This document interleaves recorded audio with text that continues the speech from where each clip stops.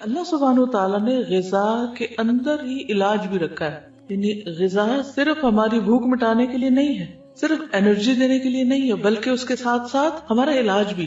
تو جب آپ کبھی بیمار ہو اور کچھ کھانے لگے اور سمجھ نہ آئے کہ کھانا چاہیے نہیں، تو دعا کر لیا کرے کہ اللہ تعالیٰ اس کو میرے لیے غذا اور دوا دونوں ہی بنا. ٹھیک ہے، تو کوئی بھی فوڈ آپ کے لیے غذا بھی ہے اور علاج بھی ہے. کیونکہ ہم تو اپنی خواہشات کے پیچھے چلتے ہیں نا، یا پھر شبہات کا شکار ہوتے ہیں. ایسی باتیں بنی ہوئی، ان کی کوئی حقیقت نہیں. پھر جب زندگی کا ایک وقت آتا ہے جب ہمارا جسم جو بہت زیادہ اس میں ٹاکسنز ہو جاتے ہیں، وہ غلط غذا کھا کھا کے جب وہ اپنے اثرات چھوڑنے لگتا ہے، تو پھر ہم کہتے ہیں اچھا چلو پرہیز ہی کر لیتے ہیں. تو پہلے سے اگر کر لیں تو زیادہ بہتر ہے. ٹھیک ہے، تو اگر میں آپ سب کو یہ ہوم ورک دے دوں کہ اپنا بلڈ گروپ جانیں اور اس علم کو مزید تھوڑا سا حاصل کریں، تو اٹس انٹرسٹنگ اور اس سے فائدہ ہوتا ہے. پہلی بات یا پہلا اصول کلیہ قاعدہ یہ ہے کہ صحت کو نقصان دینے والی غذا سے پرہیز کریں. محمود بن لبید رضی اللہ عنہ سے مروی ہے کہ رسول اللہ صلی اللہ علیہ وسلم نے فرمایا، اللہ تعالیٰ اپنے بندے کو جس سے وہ محبت کرتا ہو دنیا سے اسی طرح بچاتا ہے جیسے تم لوگ اپنے مریض کو کھانے پینے سے بچاتے، اور کھانے کی صورت میں تمہیں اس کی طبیعت خراب ہونے کا اندیشہ ہوتا ہے. اچھا، کچھ چیزوں کی الرجی تو بہت معمولی ہوتی ہے لیکن کچھ بہت سیویئر بھی ہوتی، تو اس کا بھی آپ کو پتا ہونا چاہیے، اور جس سے ایک دفعہ نقصان ہو جائے دوبارہ اس راستے پہ نہ جائیں. رسول اللہ صلی اللہ علیہ وسلم نے فرمایا، جب اللہ تعالیٰ کسی بندے سے محبت کرتے ہیں تو اسے دنیا سے اس طرح روکتے ہیں جس طرح تم میں سے کوئی اپنے مریض کو پانی سے روکتا ہے. بعض بیماریوں میں پانی پینا نقصان دہ ہوتا ہے، کسی کو معلوم ہے؟ معلوم ہے آپ کو یہ بات؟ کچھ عرصے سے ایک میل اور ایک ٹوٹکا ایسا ہر ایک کو سرکولیٹ کیا جاتا ہے جس میں پانی پینے کے فوائد بتائے جاتے ہیں، اور کہا جاتا ہے کہ 6 گلاس اور 8 گلاس اور 1.5 لیٹر اور اتنا پانی تو سویرے پی لیں اور پھر اتنا پییں اور اتنا پیئیں. یہ نسخہ بھی سب کو سوٹ نہیں کرتا، کیونکہ کچھ بیماریوں میں زیادہ پانی پینا نقصان دہ ہے. کچھ ہے اندازہ آپ کو وہ کون سی بیماری ہو سکتی؟ کڈنی ریلیٹڈ، کیونکہ بعض لوگوں کی کڈنیز ویک ہوتی ہیں، پوری طرح فنکشن نہیں کرتی. جب آپ ایکسٹرا پانی پی جاتے ہیں تو ان کو کام کرنے میں دقت پیش آتی اور وہ نقصان دہ ہوتی. کچھ بیماری ایسی تھی جس میں صرف سپ پانی دیا جاتا ہے. بعض اوقات مریض کو پانی دیا بھی نہیں جاتا، صرف ٹھنڈی برف کو لے کے اس کو کہا جاتا ہے کہ اپنے زبان پہ لگا لے، کہ پانی نقصان دہ ہے اس کے لیے. یس، وہ کہتی ہے میری خالہ کو 24 گھنٹوں میں 1 کپ پانی پینے کی اجازت ہے. اب اگر وہ اسی طرح کوئی ٹوٹکا پڑھ کے تو 1.5 لیٹر پی بیٹھے تو یہ پانی جو زندگی کی سورس ہے اسی انسان کے لیے نقصان دہ. تو یہ ٹھیک ہے، یہ ایکسٹریم کیسز میں ہوتا ہے، لیکن ویسے بھی ہر چیز کے اندر اعتدال ضروری ہے.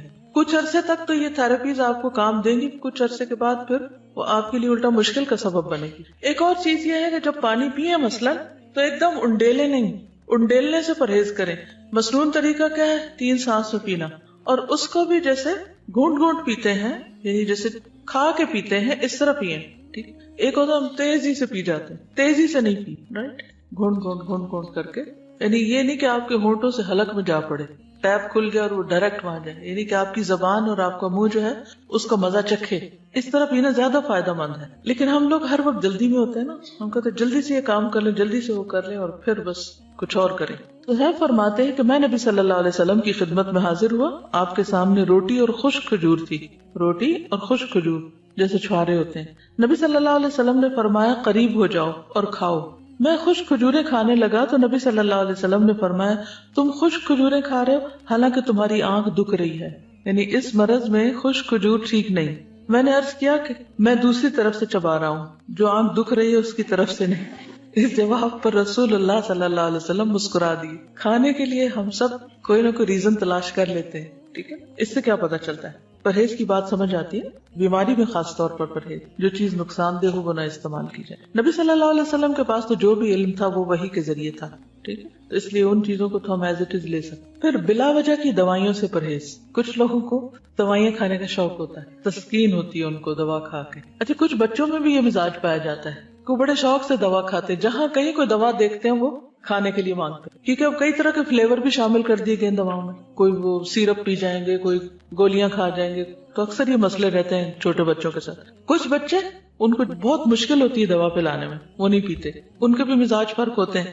تو چھوٹی چھوٹی تکلیف میں فوراً دوا نہیں لینی چاہیے. پہلی چیز یہ ہے کہ غذا سے علاج کریں، پرہیز سے کام لیں، اور اگر نہیں علاج ہو رہا، نہیں تکلیف ٹھیک ہو رہی تو دوا لیں، اور وہ بھی ضرورت کی لیں.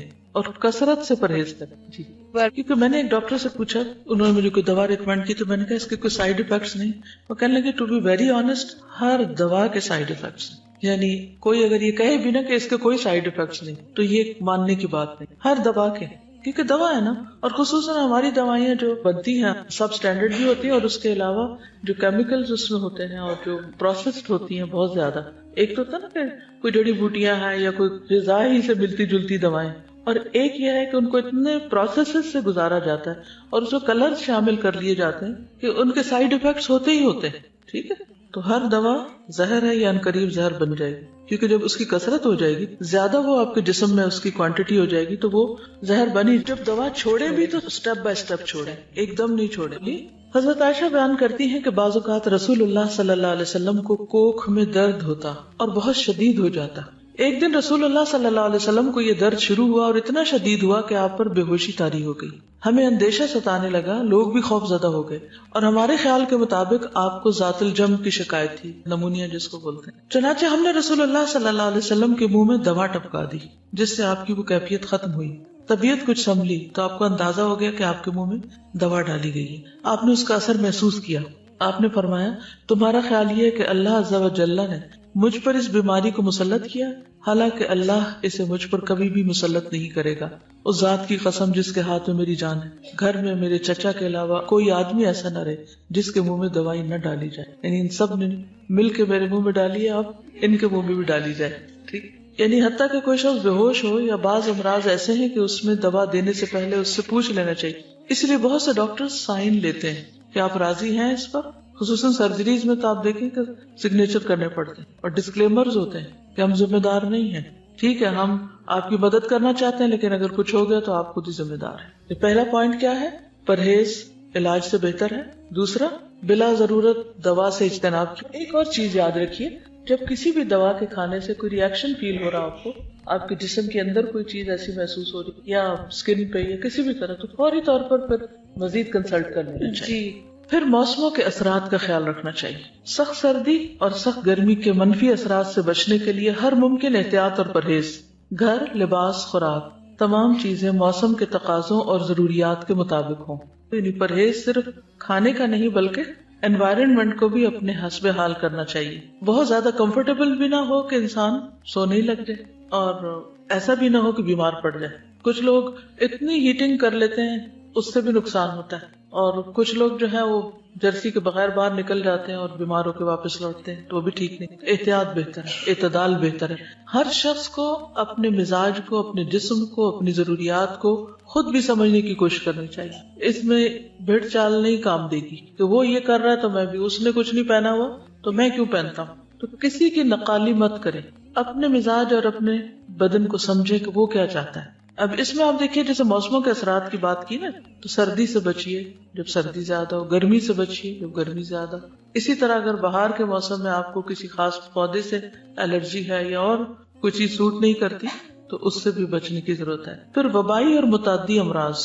متعدی کس کو کہتے ہیں؟ کنٹیجیس, جو دوسرے کو لگ جائے. جیسے فعل لازم اور فعل متعدی ہوتا ہے. متعدی کون سا ہوتا ہے؟ جو مفعول طلب کرتا ہے. تو اسی طرح متعدی بیماری وہ ہوتی ہے کہ جو ایک سے آگے دوسرے کو جا پہنچتی. امراض پھیلنے کے موسموں, خصوصاً برسات اور گرمی میں خصوصی حفاظتی تدابیر کرنا, مثلا پانی کے ذخائر صاف رکھنا, رہائشی علاقوں کے آس پاس مچھروں, مکھیوں اور دیگر کیڑے مکوڑوں کی امکانی افزائش کی روک تھام کے لیے ادویات وغیرہ چھڑکنے کا انتظام کرنا, اور اپنے تمام گرد و پیش کو حفظان صحت کے اصولوں کے مطابق ڈھالنا.